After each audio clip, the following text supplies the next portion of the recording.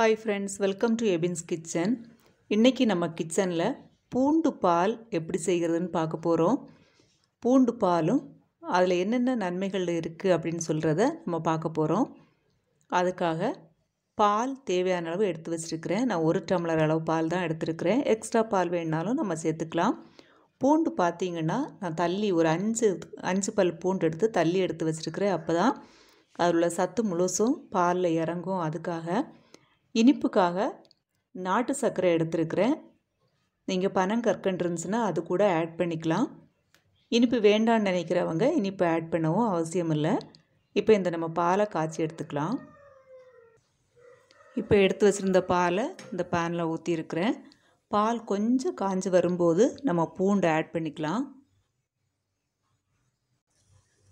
பாருங்கள், பால் இப்போ கொஞ்சம் சைடெல்லாம் கொஞ்சம் சூடாயிருச்சு.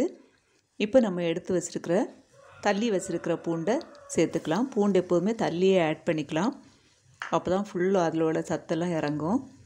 அதுக்காக அது கூடவே கொஞ்சமாக ஒரு பிஞ்ச் அளவுக்கு மஞ்சள் தூள் சேர்த்துக்கலாம். மஞ்சள் தூள் சேர்க்க விருப்பம் உள்ளவங்க சேர்த்துக்கலாம். மஞ்சள் நல்ல கிருமி நாசினி, அதனால் நம்ம சேர்த்துக்கிட்டோன்னா ரொம்ப நல்லது. கொஞ்சம் கொதிச்சு வரும்போது அப்படியே சிம்லேயே நம்ம வச்சு ஒரு 5 மினிட்ஸ் விட்டுடலாம். அப்போ தான் பூண்டு நல்லா வேகும். மிளகுத்தூள் ஒரு பிஞ்ச் அளவு சேர்த்துருக்குறேன். நமக்கு த்ரோட்டுக்கு ரொம்ப நல்லது. த்ரோட் இன்ஃபெக்ஷன்லாம் இருந்துச்சுன்னா மிளகு மஞ்சள் எல்லாம் த்ரோட்டில் படும்போது த்ரோட்டுக்கு நல்ல ஒரு ரிலீஃப் கிடைக்கும். அதுக்காக தான் சேர்த்துருக்குறேன். பால் நல்லா கொதிச்சிருச்சு. ஒரு 2-3 மினிட்ஸ் இப்படியே இருக்கட்டும். இருந்து நல்லா வேகட்டும், நல்லா மசிய வேகணும் பூண்டு.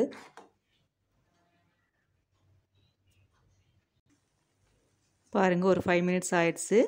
இப்போ நம்ம தேவைக்கேற்ப இனிப்பு சேர்த்துக்கலாம். நான் நாட்டு சர்க்கரை தான் சேர்த்துக்கிறேன். நீங்கள் பனங்கற்கண்டு கிடச்சிருந்துச்சுன்னா அதை சேர்த்துக்கிட்டிங்கன்னா ரொம்ப நல்லது. இல்லைன்னா நாட்டு சர்க்கரையும் கூட நீங்கள் சேர்த்துக்கலாம். இப்போ நமக்கு பூண்டு பால் ரெடி ஆயிடுச்சு.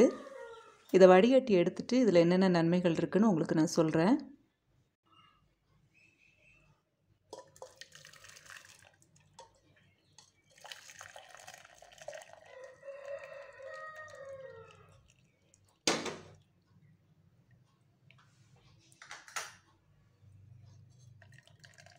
கொஞ்சம் இந்த மாதிரி மசிச்சு விட்டுக்கலாம்.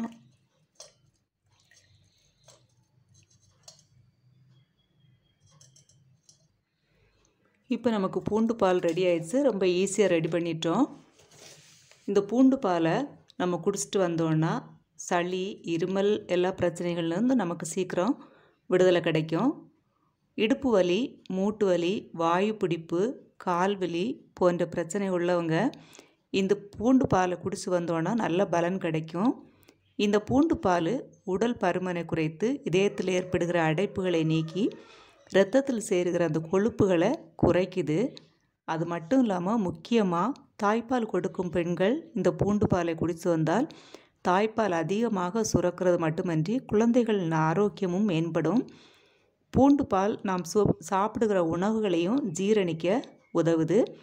இந்த பாலை காலையில் வெறும் வயிற்றில் குடிப்பதன் மூலம் நமக்கு வயிற்றில் வருகிற புழுக்கள் எல்லாம் அழியும். தேவையில்லாத புழுக்கள்லாம் அழியும். வயிற்றுக்கு நல்ல ஆரோக்கியம் கிடைக்கும்.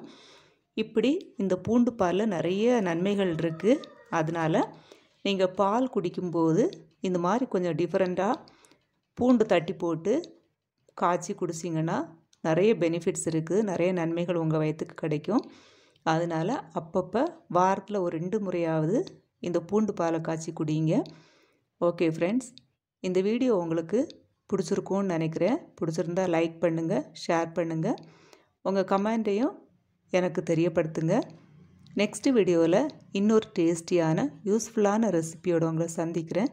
தேங்க்யூ ஃபார் வாட்சிங்.